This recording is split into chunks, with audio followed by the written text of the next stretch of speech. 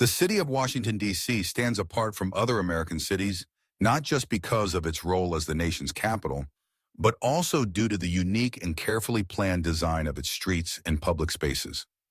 When examining the city from above, one can notice a striking pattern.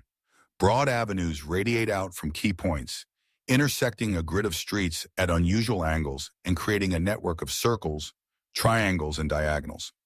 Over time, these features have inspired a wealth of speculation, with some observers seeing hidden symbols, mystical alignments, and perhaps most famously, the subtle hand of Freemasonry at work.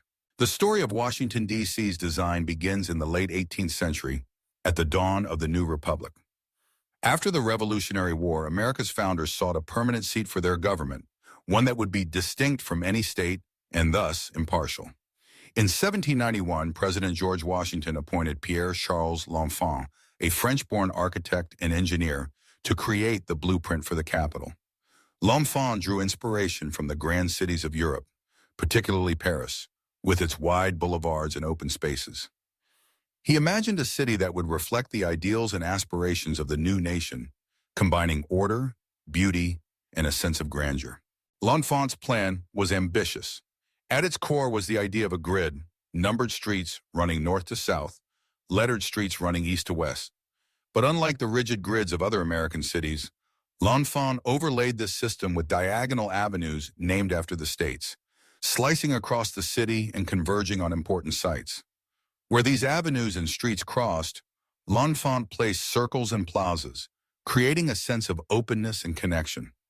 The Capitol, the White House, and other key buildings were linked by these grand thoroughfares, each carefully situated to create sightlines and vistas.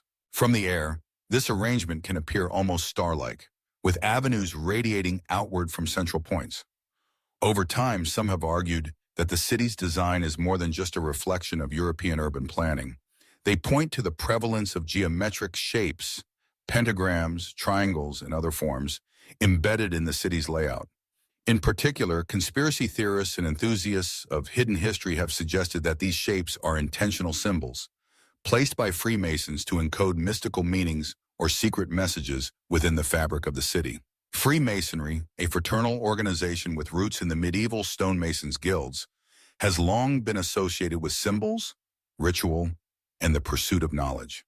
It is true that several key figures in the founding of Washington, D.C., including George Washington himself, were Freemasons. The organization's iconography, compasses, squares, and even pentagrams, often features prominently in Masonic regalia.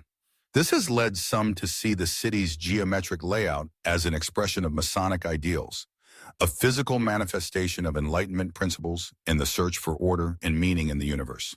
However, most historians and urban planners caution against reading too much into these patterns. While L'Enfant was deeply influenced by the ideals of the Enlightenment, a movement that prized reason, symmetry, and harmony, there is little concrete evidence that he or others involved in the city's design deliberately encoded Masonic symbolism into its streets.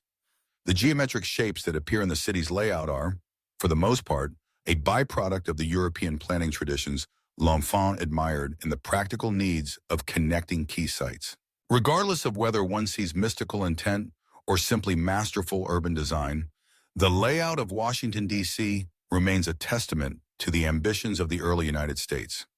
Its avenues and monuments invite both citizens and visitors to reflect on the country's past, its values, and the enduring power of symbols, whether their meanings are hidden, imagined, or simply the result of inspired planning.